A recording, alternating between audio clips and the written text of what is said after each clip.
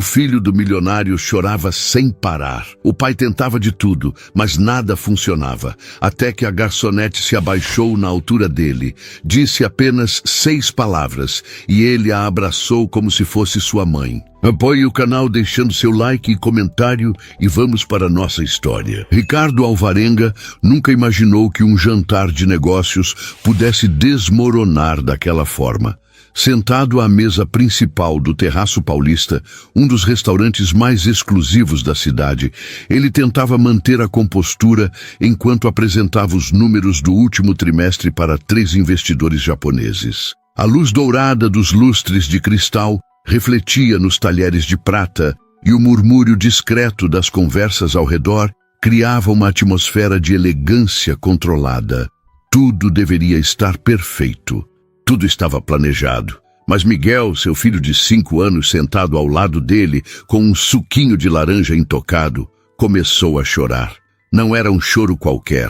Era aquele tipo de choro que parte do peito, que sobe pela garganta e explode em soluços descontrolados. O tipo de choro que faz o mundo inteiro parar para olhar.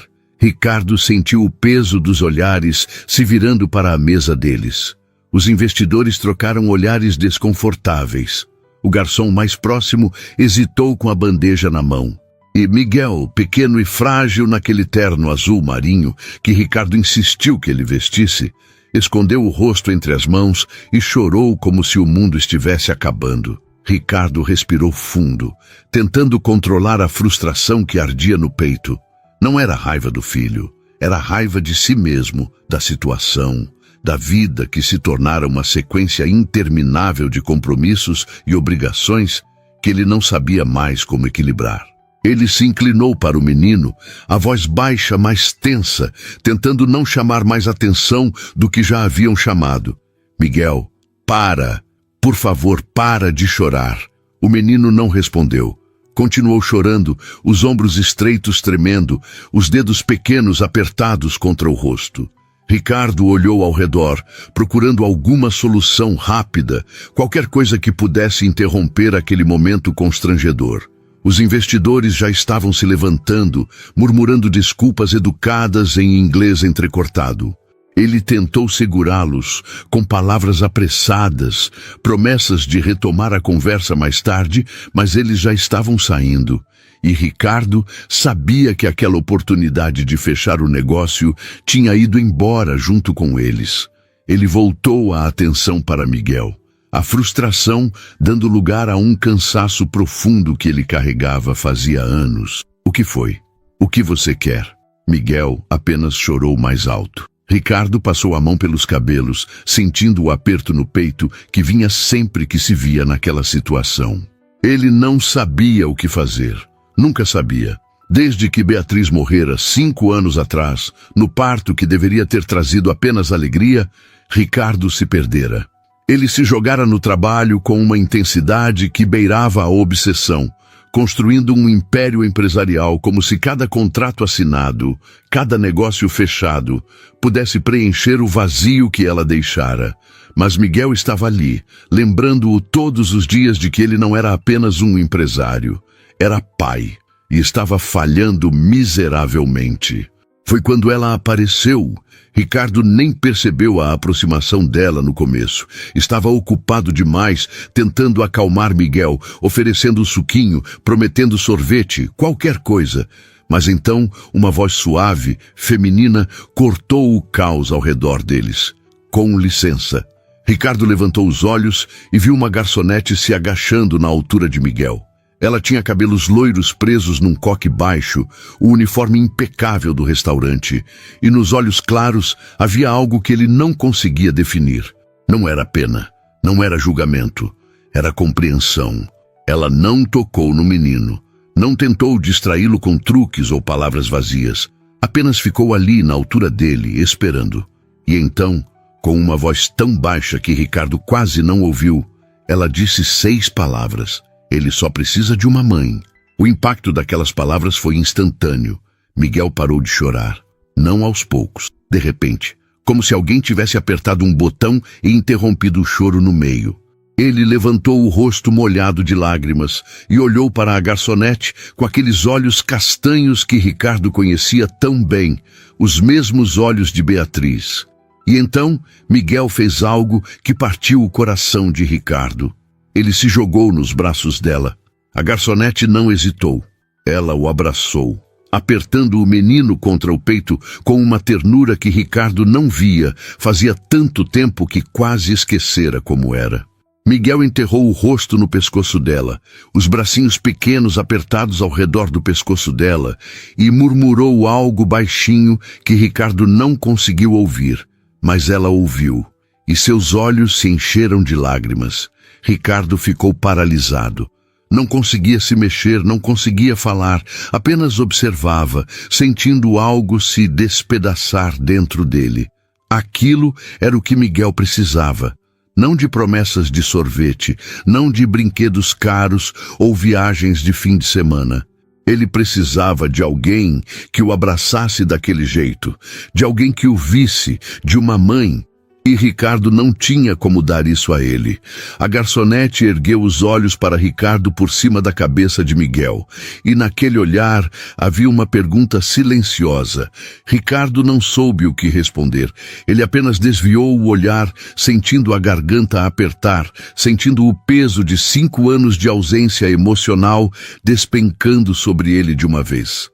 Quando ela finalmente soltou Miguel com delicadeza, o menino ainda estava agarrado a ela, relutante em deixá-la ir. Ela sorriu para ele, um sorriso triste, mas genuíno, e afastou os fios de cabelo grudados nas lágrimas do rosto do menino. Vai ficar tudo bem, tá bom? Miguel assentiu, ainda fungando, mas já mais calmo. Ela se levantou, alisou o uniforme e, antes de se afastar, olhou mais uma vez para Ricardo. Havia algo naquele olhar. Não era julgamento, era reconhecimento. Como se ela soubesse exatamente o que ele estava sentindo. Como se ela já tivesse estado ali. Desculpe a intromissão, ela disse baixinho, antes de se virar e desaparecer entre as mesas. Ricardo ficou ali, sentado, olhando para o filho que agora mexia distraidamente no guardanapo de tecido, os olhos ainda vermelhos, mas já secos. O restaurante voltara ao seu ritmo normal, as conversas recomeçaram, os garçons circulavam com bandejas e ninguém mais prestava atenção neles. Mas para Ricardo, o mundo tinha parado. Ele só precisa de uma mãe. As palavras ecoavam na mente dele, implacáveis, verdadeiras, dolorosas. Ele olhou para Miguel, realmente olhou, talvez pela primeira vez em semanas. Viu o rostinho pequeno, os olhos cansados, a solidão que o menino carregava, mesmo estando sempre rodeado de babás, avós, motoristas. Miguel estava sozinho, e Ricardo também. Eles estavam sozinhos juntos, vivendo na mesma casa, dividindo o mesmo sobrenome, mas separados por um abismo de silêncio e ausência que Ricardo construíra tijolo por tijolo, tentando se proteger da dor de perder Beatriz. Mas ao se proteger, ele abandonara o único pedaço dela que restara, Miguel. Ele respirou fundo, sentindo algo se mover dentro dele. Não era uma solução, não era uma resposta. Era apenas uma rachadura na armadura que ele vestira por tanto tempo. Uma rachadura pequena, mas suficiente para deixar entrar um pouco de luz. E dor, porque perceber que estava falhando com o filho doía mais do que qualquer perda nos negócios. Miguel levantou os olhos para ele, ainda com aquela expressão frágil, esperando. Sempre esperando. Esperando que o pai o visse. Esperando que o pai estivesse presente. Esperando por algo que Ricardo não sabia mais como dar. Mas naquele momento, olhando para o filho, Ricardo tomou uma decisão. Ele não sabia como, não sabia quando, mas precisava mudar. Precisava encontrar um jeito de alcançar Miguel antes que fosse tarde demais, antes que o menino crescesse e aquele abismo entre eles se tornasse intransponível. Ele estendeu a mão e tocou o ombro de Miguel. O menino olhou para ele, surpreso com o gesto. "Vamos para casa, filho." Miguel assentiu. E pela primeira vez na noite, Ricardo viu algo parecido com alívio no rosto do menino. Eles se levantaram, e enquanto Ricardo pagava a conta e guiava Miguel para fora do restaurante, ele não conseguia parar de pensar naquela garçonete, naquelas 6 palavras, naquele abraço.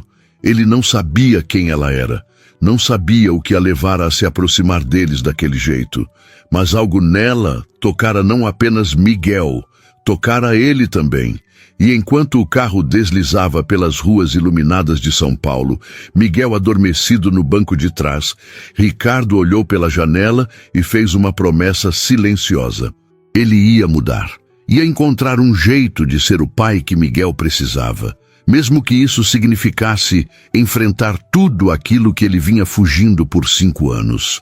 Mesmo que isso significasse abrir o coração novamente. E talvez, apenas talvez, aquela garçonete de olhos claros e palavras certeiras fosse a chave para isso. A manhã seguinte chegou com o peso de uma ressaca emocional. Ricardo acordou antes do despertador, como sempre, mas pela primeira vez em muito tempo não saltou imediatamente da cama para checar e-mails ou revisar contratos. Ficou ali, deitado, olhando para o teto alto do quarto, pensando em Miguel. Pensando naquele choro, pensando naquele abraço desesperado que o menino dera numa completa estranha, pensando nas 6 palavras que ainda ecoavam em sua mente como um diagnóstico cruel e preciso. Ele só precisa de uma mãe. Ricardo se levantou devagar, vestiu o roupão e caminhou até o quarto de Miguel. A porta estava entreaberta. Ele a empurrou de leve e viu o filho ainda dormindo, encolhido debaixo do edredom de ursinhos, o rostinho sereno finalmente livre da tensão que carregara na noite anterior. Ricardo ficou ali parado, observando. Quantas vezes fizera isso nos últimos meses? Quantas vezes realmente prestara atenção no filho, além de garantir que ele estivesse alimentado, limpo, bem vestido? A verdade doía. Ele terceirizara a paternidade, transformara o amor em logística, e Miguel estava pagando o preço. Desceu para a cozinha, onde a governanta Dona Célia já preparava o café. Ela era uma senhora de seus 60 anos, eficiente e discreta, que cuidava da casa havia 3 anos. Bom dia, seu Ricardo. O café já está pronto. Ele assentiu, servindo-se de uma xícara, mas não conseguiu beber. Ficou ali, segurando a xícara quente entre as mãos, perdido em pensamentos.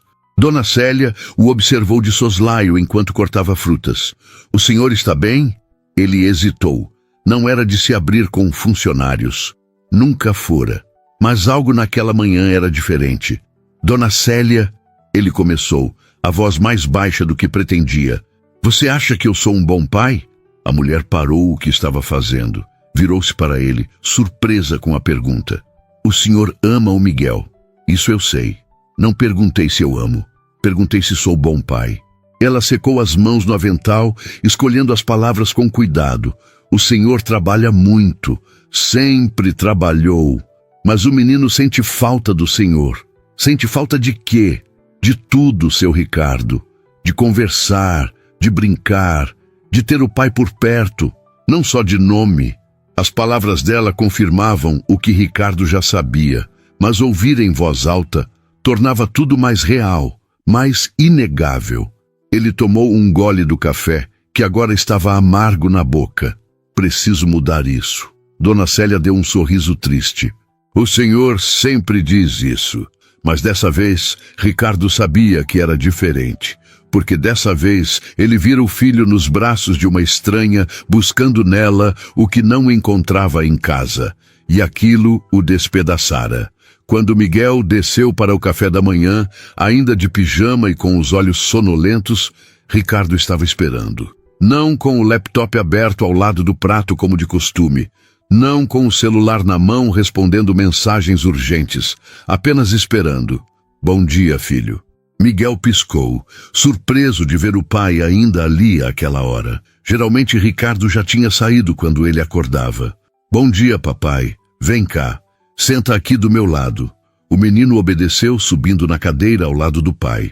Dona Célia serviu um copo de leite com achocolatado e colocou panquecas no prato dele. Miguel começou a comer em silêncio e Ricardo percebeu que nem sabia mais como conversar com o próprio filho. Como foi que eles tinham chegado àquele ponto? Como estava a escola? Perguntou, sabendo que a pergunta era genérica, vazia, mas era um começo. Boa. O que você anda aprendendo? Coisas. Ricardo respirou fundo. Tentou de novo. Você tem amigos lá? Tenho. Como se chamam? Miguel deu de ombros, mexendo nas panquecas sem muito interesse. Não lembro. Era mentira. Ricardo sabia que era mentira. Miguel se lembrava, mas não queria compartilhar, porque eles não tinham esse tipo de conversa. Nunca tiveram. Ricardo sentiu a frustração crescer, mas desta vez não era com Miguel. Era consigo mesmo. Miguel parou de comer e olhou para o pai com aqueles olhos grandes e sérios. Papai, a moça de ontem vai voltar? Ricardo sentiu o peito apertar. Qual moça? A moça do restaurante, a que me abraçou. Ricardo não sabia o que responder. Não sei, filho. Por quê? Porque ela era legal, ela era gentil. Havia um peso naquelas palavras simples, uma acusação silenciosa. Porque ela fizera em 5 minutos o que Ricardo não conseguira fazer em 5 anos. Eu também posso ser gentil, Miguel. O menino olhou para ele e havia dúvida naquele olhar. Uma dúvida que cortou Ricardo mais fundo do que qualquer crítica. Você pode? A pergunta era inocente, mas devastadora. Ricardo estendeu a mão e tocou o cabelo do filho, um gesto desajeitado, pouco natural para ele. Posso. E vou tentar ser mais presente, tá bom? Vou tentar estar aqui mais vezes. Miguel não respondeu. Apenas voltou a comer, e Ricardo não soube se o menino acreditara nele ou não. Mais tarde, no escritório da Alvarenga Empreendimentos, Ricardo tentou se concentrar no trabalho, mas a mente continuava voltando para a noite anterior, para aquela garçonete, para as palavras dela, para o jeito como ela se agachara na altura de Miguel, como se soubesse exatamente o que fazer. Quem era ela? Como ela soubera o que dizer? Ele se pegou abrindo o navegador e digitando o nome do restaurante. Terraço Paulista. Encontrou o site e o telefone, mas hesitou. O que ia fazer? Ligar e perguntar pelo nome de uma garçonete? Parecia absurdo, invasivo, mas ele não conseguia tirar ela da cabeça. Não apenas por Miguel. Havia algo nela que o intrigava. A forma como ela olhara para ele, como se o entendesse, como se já tivesse estado onde ele estava. Finalmente, pegou o telefone e discou. Uma voz feminina atendeu. Terraço Paulista, boa tarde. Oi, boa tarde. Eu estive aí ontem à noite e gostaria de falar com uma das garçonetes. Ela tinha cabelos loiros, presos num coque. Houve uma pausa. O senhor sabe o nome dela? Não, mas ela foi muito atenciosa com meu filho. Gostaria de agradecê-la pessoalmente. Outra pausa, mais longa. Só temos 2 garçonetes loiras. Pode ser a Laura ou a Fernanda. Laura. O nome soou certo. Ele não sabia por quê, mas soou certo. Acho que é Laura. A Laura não está hoje. Ela só trabalha terça, quinta e sábado. Ricardo anotou mentalmente. Ela trabalhava terça, quinta e sábado. Hoje era quarta-feira. Voltaria amanhã à noite. Obrigado. Ele desligou, sentindo-se estranho. O que estava fazendo? Por que isso importava tanto? Mas importava, porque Laura vira algo que ele não conseguia ver. Porque ela tocara Miguel de um jeito que ele não sabia como fazer. E talvez, só talvez, ela pudesse ajudá-lo a encontrar o caminho de volta para o filho. Aquela noite, depois de colocar Miguel na cama, Ricardo ficou sentado na sala escura, apenas com a luz da cidade entrando pelas janelas enormes do apartamento. Ele pensou em Beatriz. Pela primeira vez em anos, permitiu-se realmente pensar nela. Não na dor da perda, não na culpa de seguir em frente, mas nela, em quem ela era. No que ela diria se o visse agora. Ela ficaria decepcionada, não com o sucesso dele nos negócios, mas com o pai que ele se tornara. Beatriz sempre fora presente, calorosa, afetuosa, era tudo o que ele não era, e quando ela morrera, levara consigo toda a leveza da casa. Ricardo construíra muros ao redor do próprio coração, achando que assim protegeria a si mesmo e a Miguel da dor, mas só os afastara um do outro.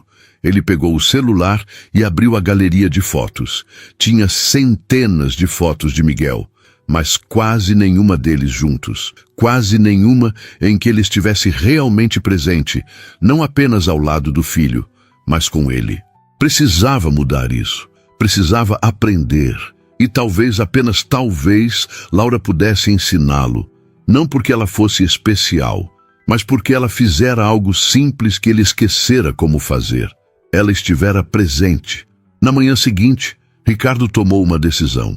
Cancelou as reuniões da tarde, ligou para a escola de Miguel e avisou que buscaria o filho pessoalmente. E quando o menino saiu da escola e viu o pai esperando no portão, em vez do motorista, os olhos dele se arregalaram. "Papai", Ricardo sorriu, "pensei em te buscar hoje. Podemos tomar um sorvete antes de ir para casa." Miguel hesitou, como se não acreditasse. Mas então um sorriso pequeno, tímido, apareceu no rosto dele. "Pode, pode." E pela primeira vez em muito tempo, Ricardo sentiu que estava fazendo algo certo. Era um passo pequeno, minúsculo, mas era um começo. E enquanto caminhavam juntos pela calçada, Miguel segurando sua mão, Ricardo soube que não podia parar ali. Precisava continuar. Precisava se tornar o pai que Miguel merecia. E na quinta-feira voltaria ao Terraço Paulista, não apenas para agradecer Laura, mas para entender como ela conseguira, em 6 palavras, mostrar-lhe a verdade que ele vinha evitando por 5 anos. Quinta-feira chegou com uma ansiedade que Ricardo não esperava sentir. Ele passou o dia inteiro no escritório tentando se concentrar em planilhas e relatórios, mas a mente voltava sempre para aquela decisão improvável que tomara. Voltar ao Terraço Paulista, falar com Laura, agradecer, pedir ajuda. Ele nem sabia direito o que pretendia dizer.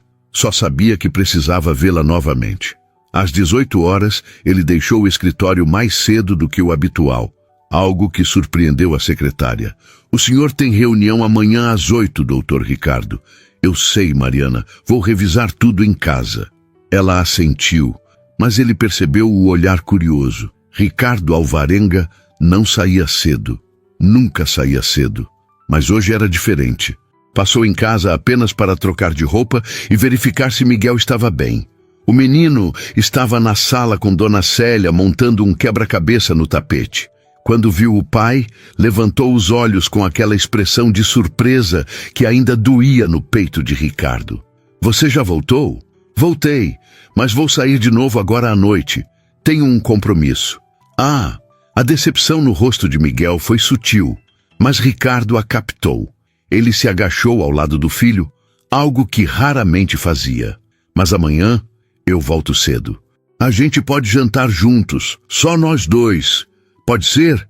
Miguel olhou para ele, avaliando se podia acreditar naquela promessa. "Pode." Ricardo bagunçou os cabelos do menino com um carinho desajeitado e se levantou. Dona Célia o observava com um misto de aprovação e cautela. Ele sabia o que ela estava pensando, quantas promessas ele já fizera e quebrara. Mas dessa vez seria diferente. Tinha que ser. O Terraço Paulista estava mais cheio do que na última vez.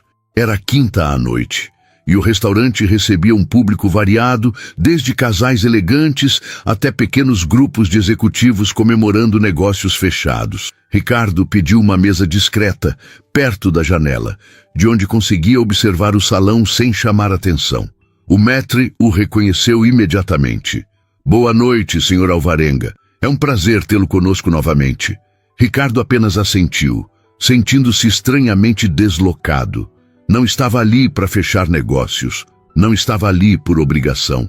Estava ali por algo que não sabia nomear. Sentou-se, pegou o cardápio, mas mal olhou para ele. Seus olhos vasculhavam o salão, procurando. E então a viu. Laura atravessava o salão com uma bandeja equilibrada na mão. O mesmo coque impecável. O mesmo uniforme. Mas havia algo diferente nela hoje. Ela parecia cansada. Não fisicamente. Era um cansaço mais profundo, o tipo que mora nos olhos. Ela atendia às mesas com eficiência e educação, mas Ricardo percebeu a forma mecânica como sorria, como se estivesse apenas cumprindo um roteiro. Quando ela finalmente se aproximou da mesa dele, levou alguns segundos para reconhecê-lo. E quando reconheceu, algo mudou em sua expressão. Não era desconforto, era surpresa e talvez um toque de apreensão. Boa noite. Boa noite, Laura. Ela piscou ao ouvir o próprio nome. O senhor sabe meu nome. Liguei aqui para descobrir. Queria agradecer pelo que você fez por meu filho. Laura desviou o olhar, como se o agradecimento a incomodasse. Eu só fiz o que qualquer pessoa faria. Não. Ricardo se inclinou ligeiramente para a frente, a voz baixa, mas firme. Você fez o que eu não consegui fazer.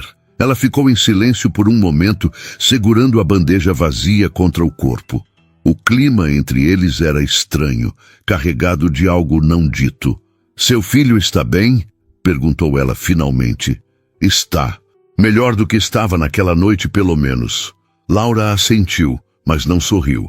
Havia algo na forma como ela olhava para Ricardo, como se o visse além do terno caro e da postura confiante, como se visse a falha, a ferida. Posso fazer meu pedido? Ele perguntou, tentando trazer a conversa de volta a algo menos desconfortável. Claro. O que o senhor vai querer? Qualquer coisa. Pode escolher você.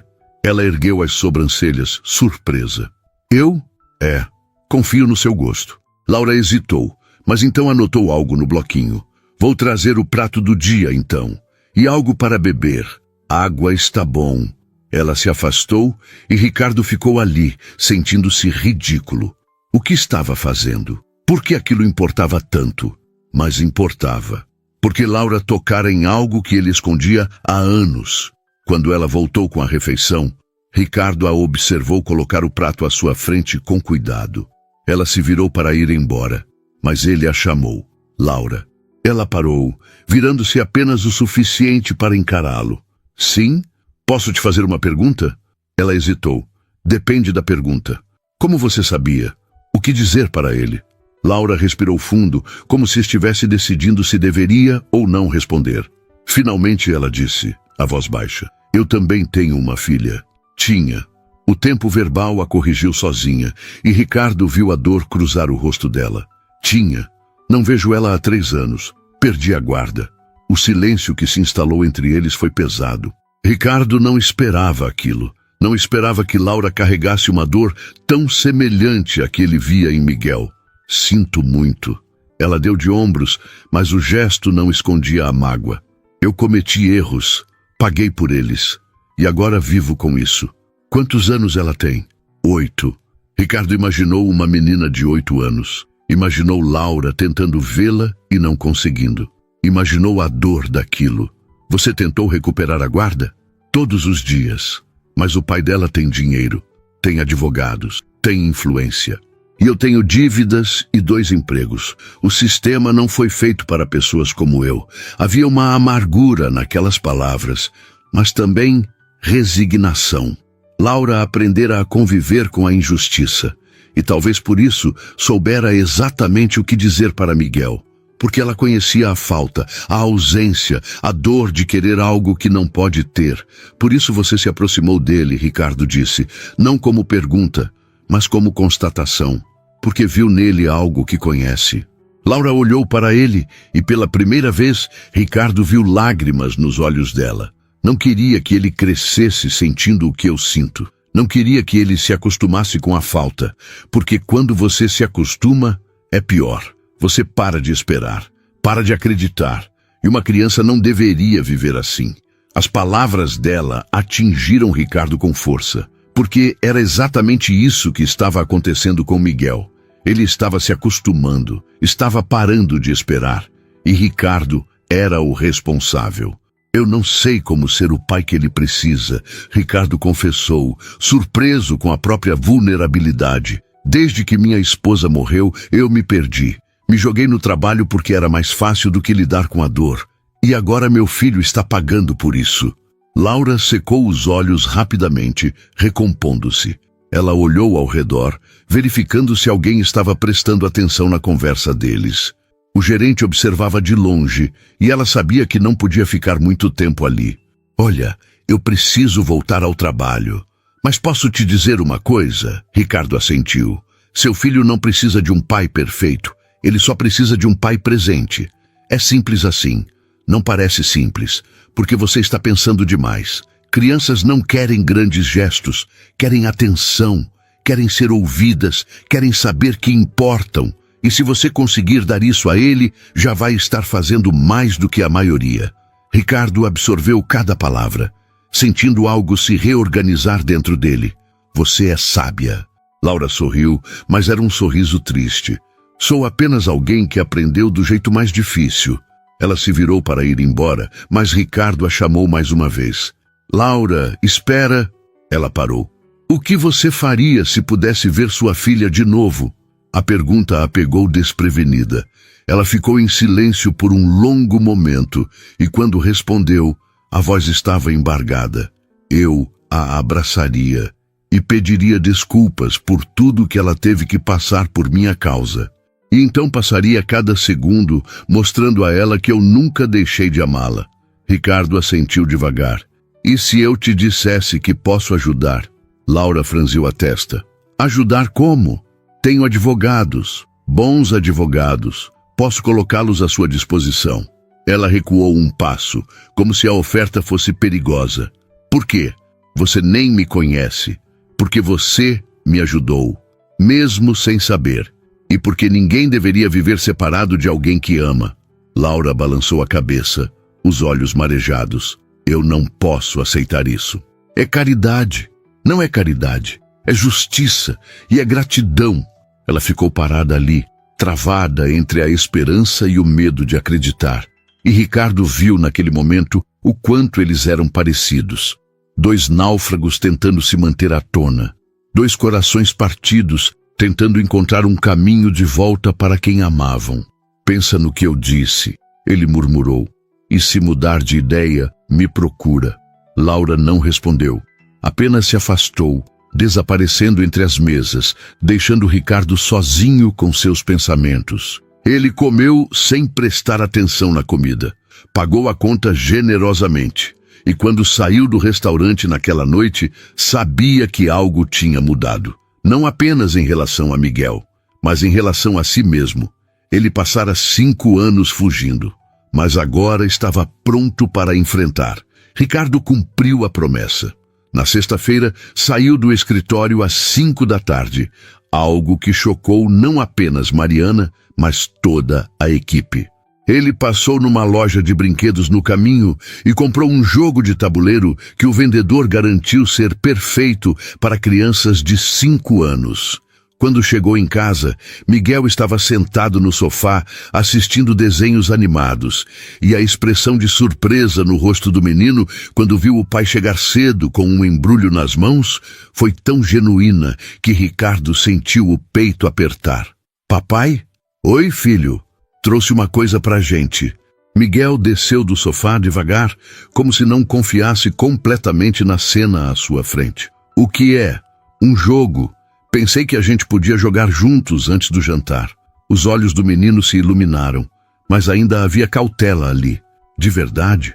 De verdade. Eles se sentaram no tapete da sala e Ricardo abriu a caixa do jogo. Era algo sobre construir castelos e coletar pedras preciosas. Simples o suficiente para uma criança, mas envolvente. No começo, Miguel estava tímido, quase receoso de se divertir. Mas aos poucos, conforme jogavam, ele foi se soltando. Ria quando ganhava uma rodada, comemorava quando conseguia completar uma torre. E Ricardo, que não se lembrava da última vez que brincara com o filho, sentiu algo se afrouxar dentro dele. Não era redenção, não era cura instantânea, mas era conexão. E isso, ele percebeu, era o começo. Papai, você é ruim nisso, Miguel disse entre risadas quando Ricardo errou uma jogada óbvia. Sou péssimo, Ricardo admitiu, rindo também.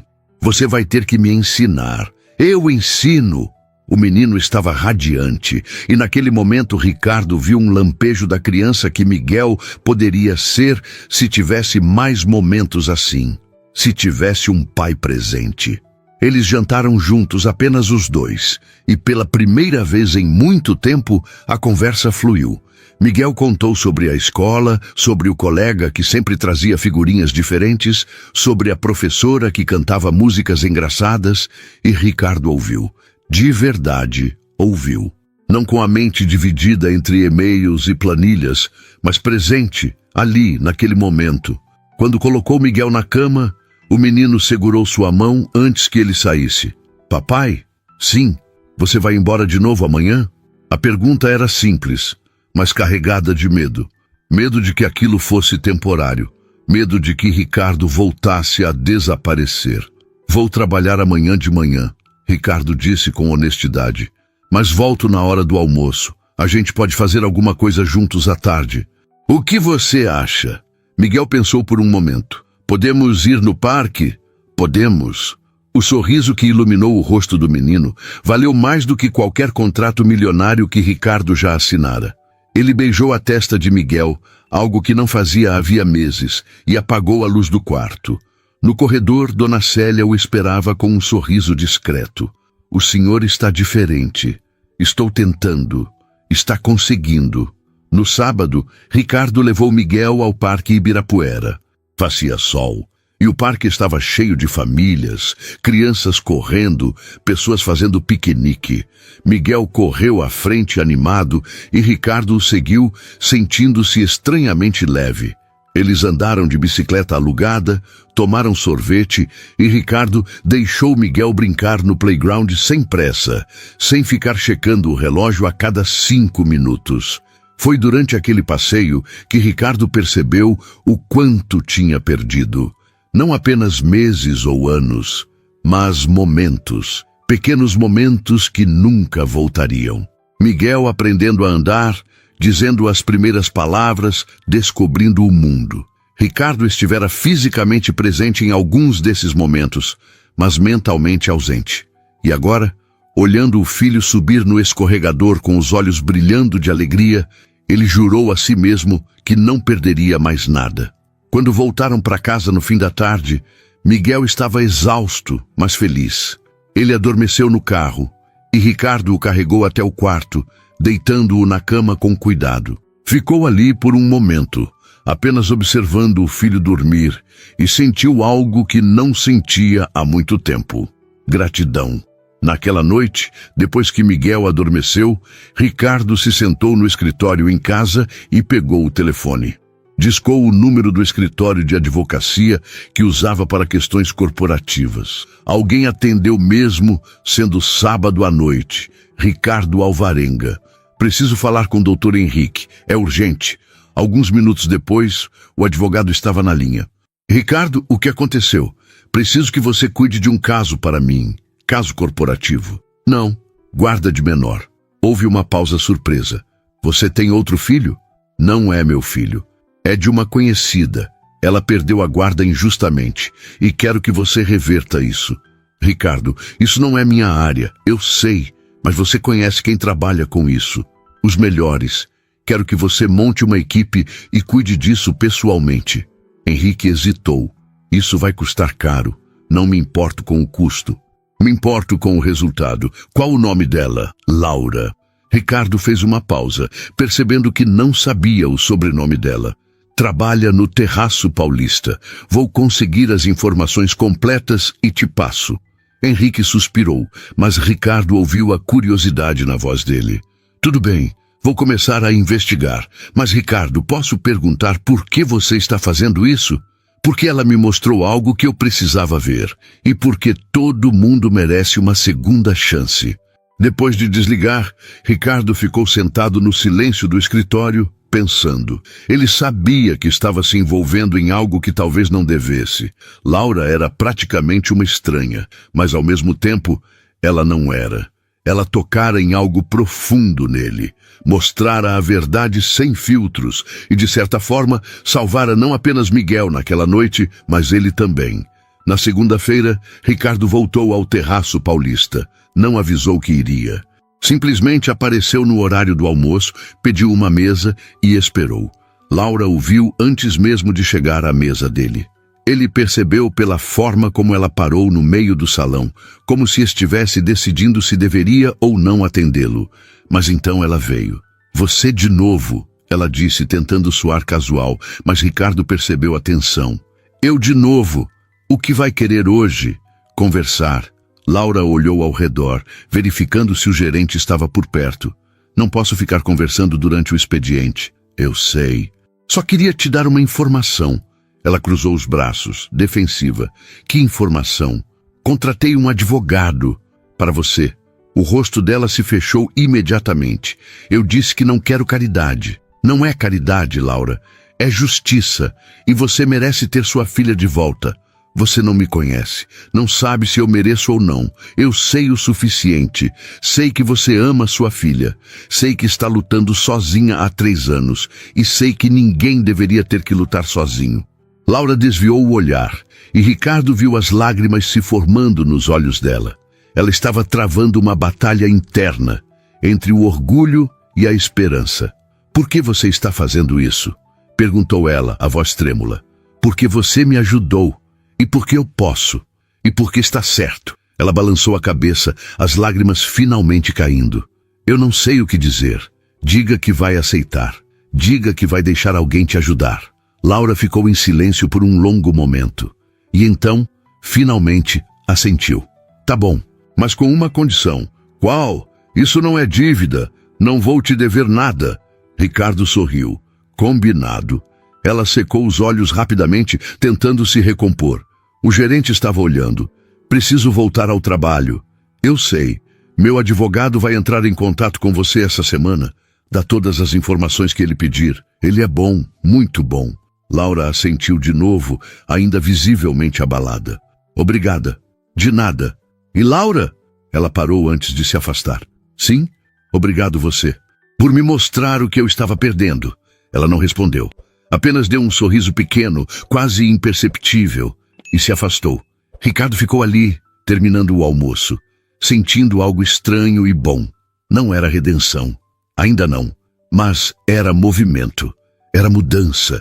E pela primeira vez em 5 anos, ele sentia que estava indo na direção certa. Quando saiu do restaurante, o sol batia forte nas ruas de São Paulo. E Ricardo se pegou pensando em Miguel, em Laura, em segundas chances. E em como a vida tinha uma forma estranha de colocar as pessoas certas no caminho umas das outras. Ele não sabia o que viria a seguir. Não sabia se conseguiria ser o pai que Miguel merecia. Não sabia se Laura conseguiria recuperar a filha. Mas pela primeira vez em muito tempo, ele tinha esperança.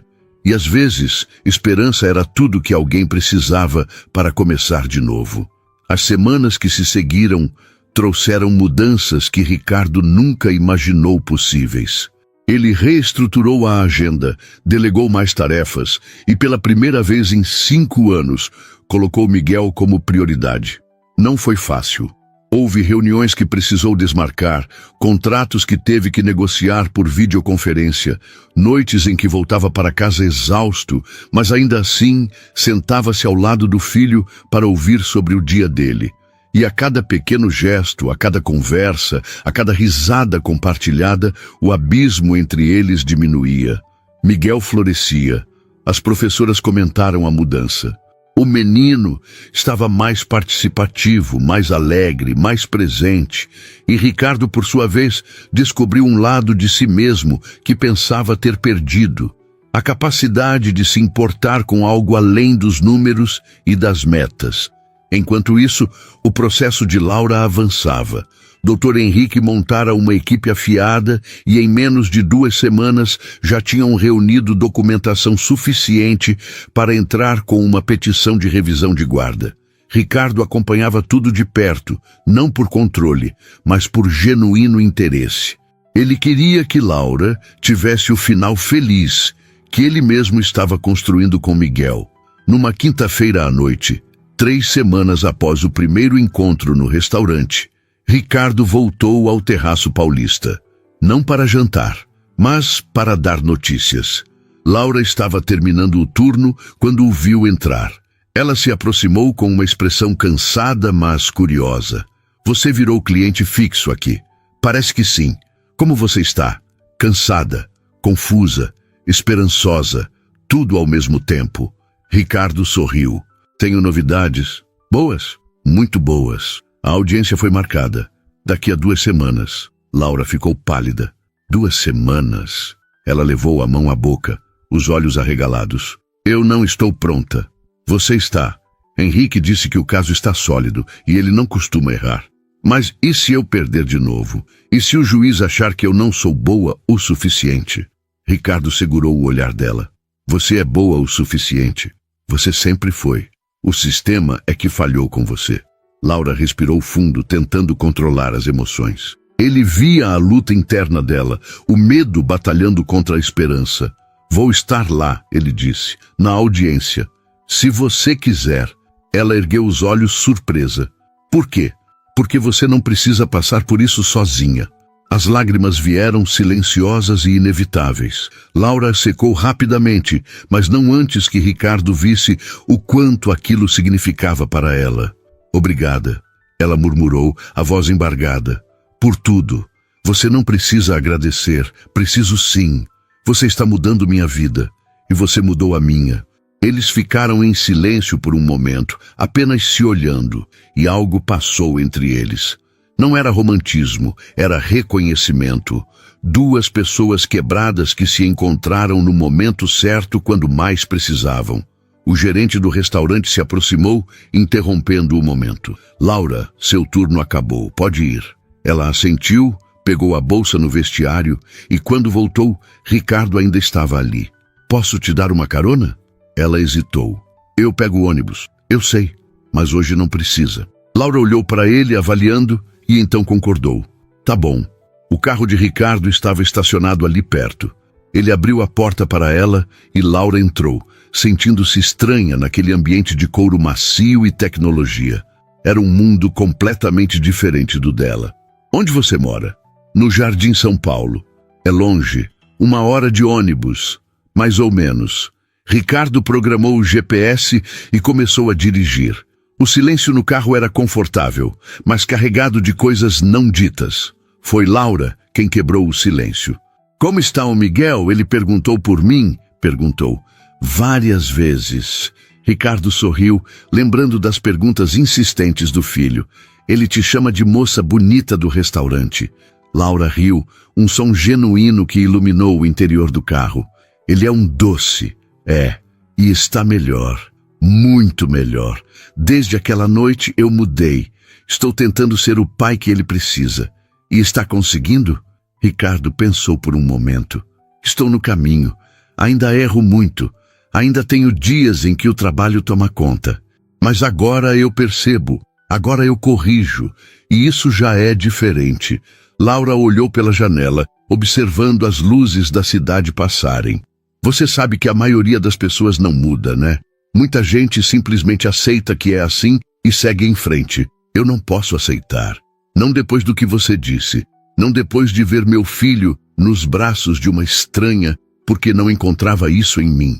As palavras eram cruas, honestas, e Laura sentiu o peso delas. Eu não sou especial, Ricardo. Eu só disse o que vi. Mas foi o que eu precisava ouvir. Eles dirigiram em silêncio por mais alguns minutos, até chegarem ao endereço que Laura dera. Era um prédio simples, antigo, num bairro operário. Ricardo estacionou em frente. Laura já ia abrir a porta quando ele falou. Posso te fazer uma pergunta? Ela se virou. Pode. Quando foi a última vez que você viu sua filha? Laura ficou tensa. Há 3 anos, no dia que perdi a guarda. Você tentou vê-la depois? Tentei. O pai dela mudou de cidade. Não me passa o endereço. Só me deixa ligar uma vez por mês. E mesmo assim ele supervisiona a ligação. A dor naquelas palavras era palpável. Ricardo sentiu raiva. Raiva de um homem que ele nem conhecia. Raiva de um sistema que permitia aquilo. Isso vai mudar. Você vai ter sua filha de volta. Laura olhou para ele com uma intensidade que o pegou desprevenido. Por que você se importa tanto? Por que isso é tão importante para você? Ricardo não respondeu imediatamente.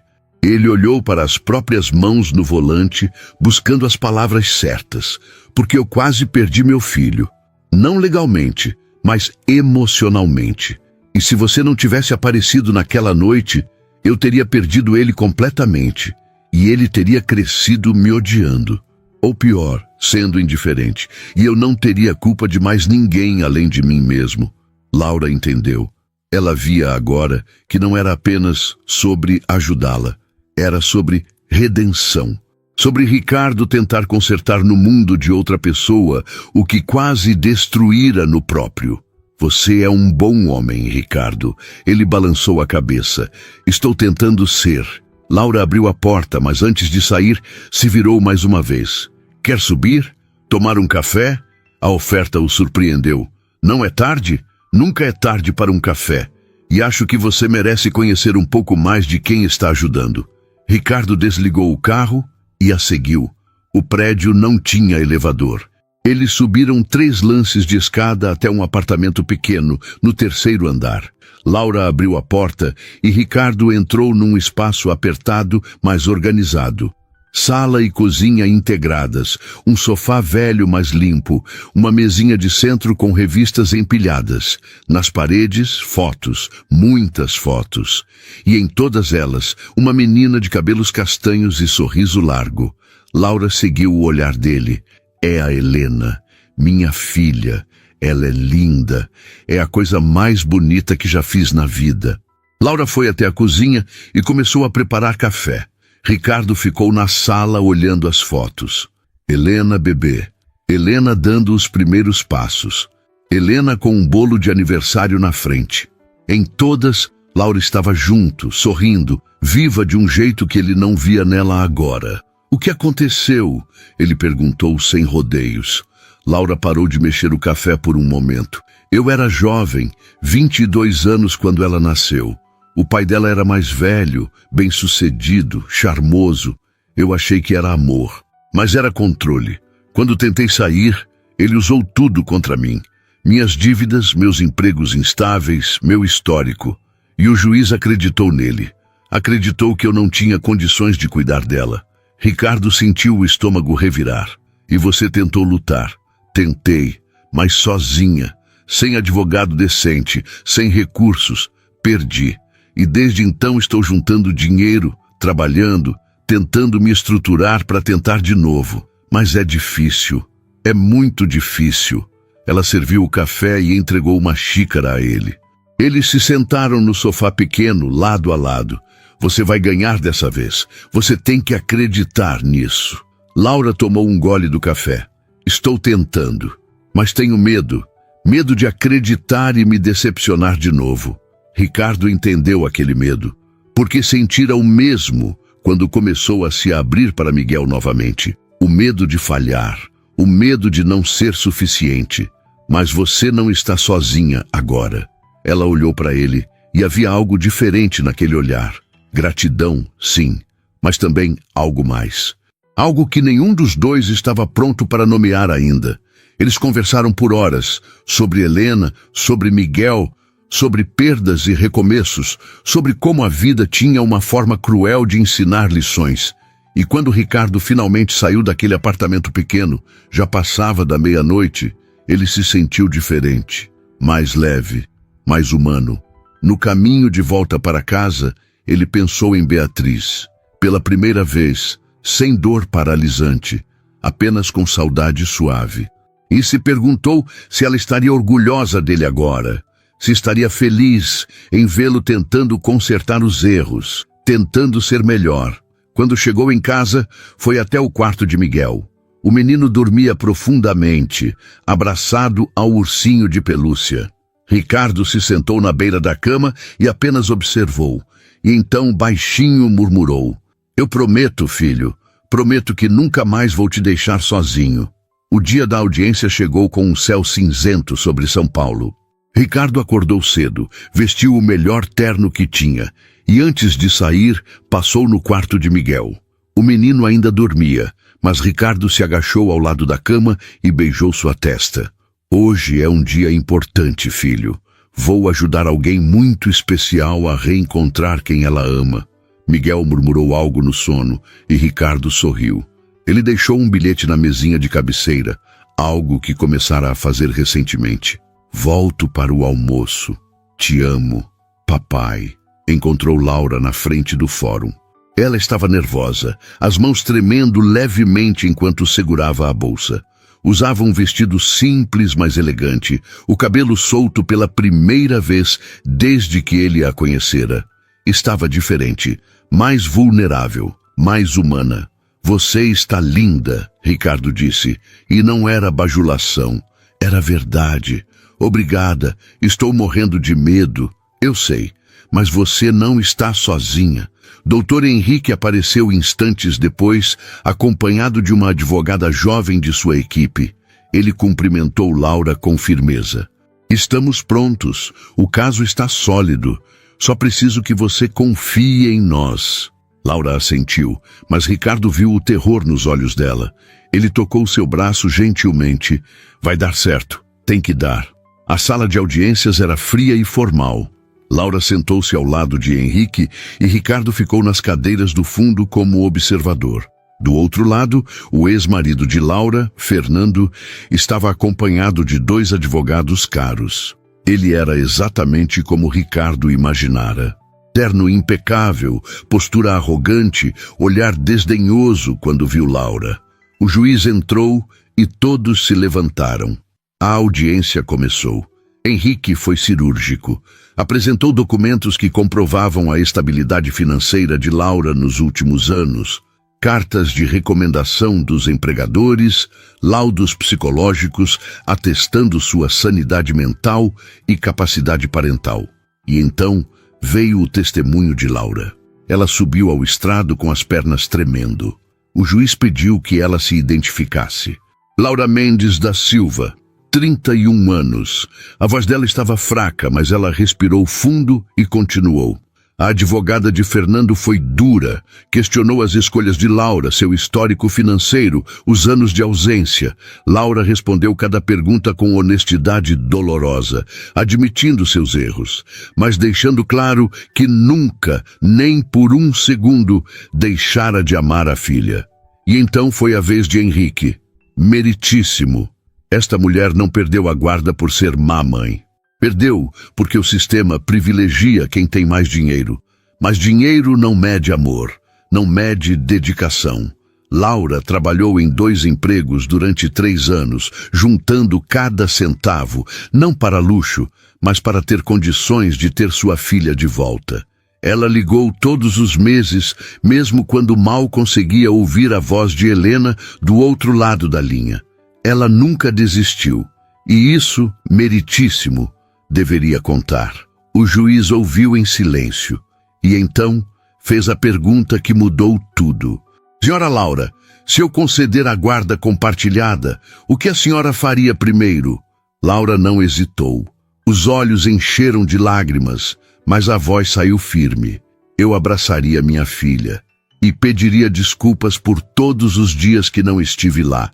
E então passaria o resto da vida mostrando a ela que eu nunca deixei de ser mãe dela. Mesmo longe, mesmo sem poder tocá-la, eu nunca deixei de ser mãe. O silêncio que se instalou na sala foi profundo. Até Fernando desviou o olhar. O juiz anotou algo, fechou a pasta e anunciou: vou analisar todos os documentos apresentados. A decisão será comunicada em 10 dias. A audiência está encerrada. Laura saiu dali tremendo. Ricardo a encontrou no corredor e ela desabou. Não foi em choro escandaloso. Foi em soluços contidos, silenciosos, de quem segurou tanto que não sabia mais como liberar. Ricardo a abraçou e ela se agarrou a ele como se fosse a única coisa sólida num mundo que insistia em desmoronar. Você foi incrível lá dentro. Eu não sei se foi o suficiente. Foi. Eu vi o rosto do juiz. Ele te ouviu, de verdade. 10 dias depois, a ligação veio. Ricardo estava no escritório quando Henrique ligou. A voz dele era contida, mas havia algo nela. Ricardo, a decisão saiu. E? Guarda compartilhada concedida. Laura pode ver a filha a partir de amanhã. Ricardo fechou os olhos, sentindo um alívio tão grande que quase doeu. Obrigado, Henrique. Não precisa agradecer. Foi um prazer ajudar. Ele desligou e imediatamente ligou para Laura. Ela atendeu no segundo toque. A voz ansiosa. Ricardo? A decisão saiu.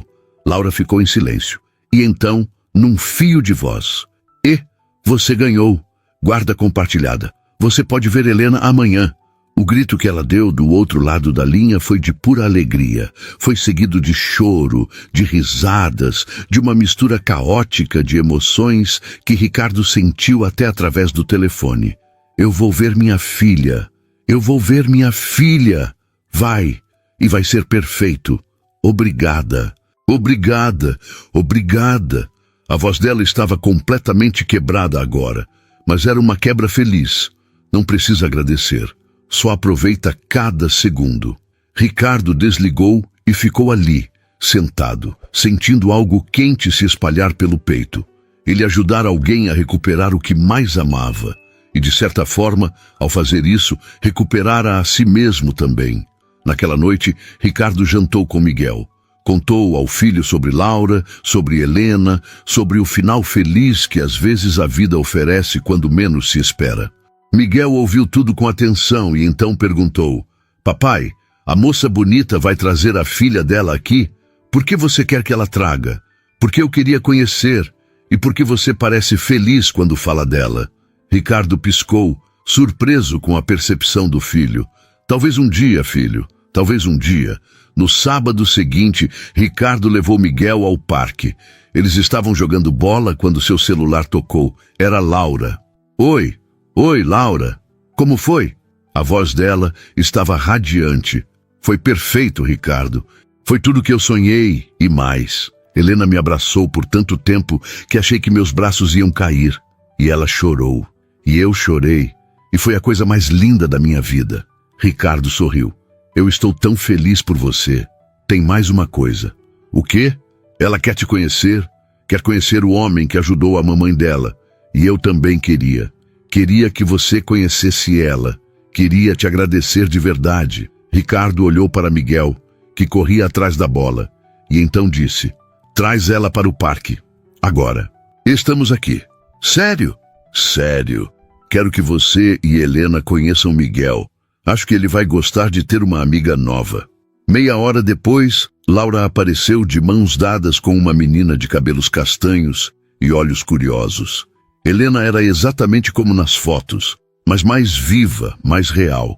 Ela olhou para Ricardo com uma timidez adorável. Você é o tio Ricardo? Sou eu. E esse aqui é o Miguel. Miguel acenou. Tímido também. Quer brincar com a gente? Helena olhou para a mãe, que assentiu com um sorriso enorme. Pode ir, amor. As crianças correram juntas e Laura ficou ao lado de Ricardo observando. Obrigada. Por tudo. Você já agradeceu o suficiente. Nunca vai ser suficiente. Você mudou minha vida e você mudou a minha. Eles ficaram em silêncio, lado a lado, observando as crianças brincarem. E então Laura disse quase num sussurro: Sabe, durante 3 anos eu achei que nunca mais ia ser feliz, que tinha perdido minha chance. E você me mostrou que ainda havia esperança. Ricardo olhou para ela. E você me mostrou que eu ainda podia ser um bom pai, que ainda havia tempo. Acho que a gente se salvou, ela disse, sorrindo. Acho que sim. As crianças correram até eles ofegantes e rindo. Mamãe, posso voltar aqui na semana que vem? Helena perguntou. Claro, amor. Laura olhou para Ricardo e havia uma pergunta silenciosa naquele olhar. Podemos? Podemos. Toda semana, se quiserem. Miguel puxou a mão do pai. Papai, a Helena é legal. Posso brincar com ela sempre? Pode, filho. Sempre. Ricardo olhou ao redor. O parque, o sol começando a se pôr, as crianças rindo, Laura ao seu lado com um sorriso genuíno. E percebeu que aquilo era felicidade. Não a felicidade perfeita dos contos de fadas, mas a felicidade real, construída sobre erros e recomeços, sobre segundas chances e coragem para mudar.